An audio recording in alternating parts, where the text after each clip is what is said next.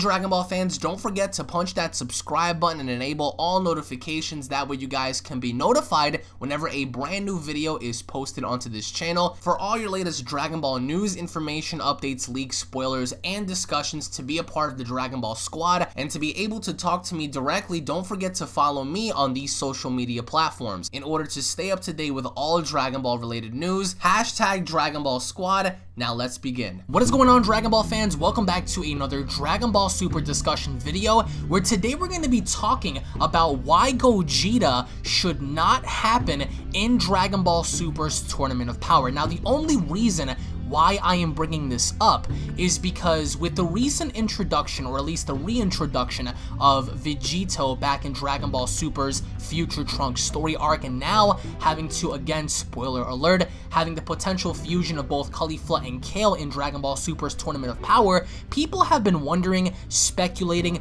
theorizing on the idea of Gogeta having to re-emerge in the world of Dragon Ball, in specific, the Tournament of Power. Now, to shed some light on this, I will say I do not hate the concept of Gogeta whatsoever. In fact, I would love personally to see Gogeta in Dragon Ball Super for various reasons. Number one, we haven't seen him since his battle with Janemba, and of course, having to predate Dragon Ball GT, Super Saiyan 4 Gogeta versus Omega Shenron. Universally, most of us can come together and agree that Gogeta is a very unique character in his own right. However, the Tournament of Power, I believe at least, should only be centered around singular characters, in specific Jiren and Goku. Now, having to predate all the way back since the inception of the Universe Survival arc, we understood that it was because of Goku having to remind both Zenos about the Tournament of Power, having to essentially call for this tournament and having to fight the strongest, and that's Goku's moral point in this tournament, is to fight the strongest. One of the main reasons as to why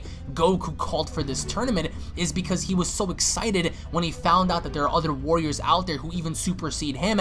He wanted to see for himself. So this arc ought to only center itself around Goku, and now with the introduction of Ultra Instinct having to come into play, there is no need for a fusion, specifically Gogeta, to be introduced in this fight. Now again, I understand that a lot of people would love to see Gogeta versus Jiren. I myself am one of them. However, it is not logical, nor do I believe in terms of story and plot would it make sense. Of course, unless Ultra Instinct gets beat down to the point where Jiren supersedes even that, then maybe there can be some cause for concern in both Goku and Vegeta, and coming to the realization that even with Super Saiyan Blue, Kaioken, Ultra Instinct, it's still not enough. Similar to Vegito, there was a key reason as to why Vegito was introduced. Why? Because they were not only fighting a very powerful enemy who even far surpassed Super Saiyan Blue, but also couldn't die, in the idea that he had immortality. So then we introduced Vegito, who is very powerful in his own right, having to combat someone who cannot die. That was a good concept. However, here we're introduced with someone who is supposed to rival the gods in power, that being Jiren, and with Goku now given Ultra Instinct, I don't think it would make sense narrative-wise for Goku to have Ultra Instinct and ultimately failing and resulting in Goku and Vegeta having to combine bodies yet again, especially since this is Goku's fight, this is Goku's call. Goku called for this tournament by reminding Zeno, even though Zeno was going to destroy all of the universes prior, Goku did do a good thing by giving the other universes a fighting chance, but ultimately it'll just be a monstrous ass pull if by some chance we get Ultra Instinct Goku having to lose yet again, only for there to be a fusion introduced as a result of Goku failing yet again. And having to reflect back on that concept, what would be the point of giving Goku Ultra Instinct if the end goal would be for Goku and Vegeta to combine bodies? So I don't think that Gogeta should be introduced in the Tournament of Power, nor do I think he will, because at the end of the day, it just simply wouldn't make sense. Yeah, it would be cool to see Jiren combat the likes and fight off a fusion such as Gogeta, but at the end of the day, narrative-wise, it just wouldn't make sense. And with that, to replace someone like Gogeta or even Vegito, since people do want to see Vegito in the tournament,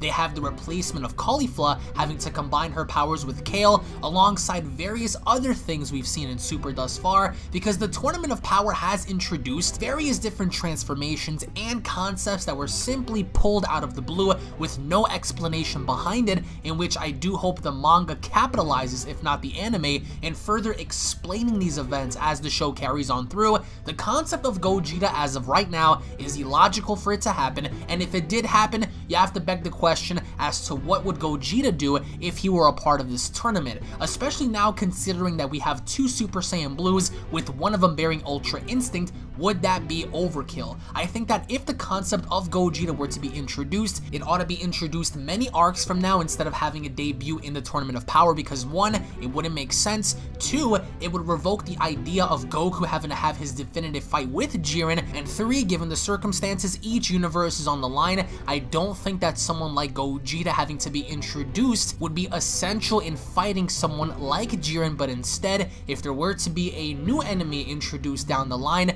that ought to be Gogeta's calling card in having to battle against that particular foe as opposed to Jiren. And with all that being said, I would like to know from you guys as to where you guys stand on the idea of Gogeta. Should he be introduced in Dragon Ball Super at all? And if he should, at what given point should he be introduced? Do some of you guys believe it's the perfect time to introduce Gogeta in having to battle against Jiren? Or do you believe in the opposite, that maybe Gogeta ought to be held off, or if anything, not introduced at all in Super? Post your comments down below, guys. Thank you all so much for watching. If you guys are new and love Dragon Ball, consider punching that subscribe button and alongside enabling all notifications. That way you guys can be notified whenever any of my videos are posted onto this channel directly in your sub box. It pertains to news, information, updates, and spoilers. Hashtag notification squad. Tune back in for more. Again, I will say this one last time.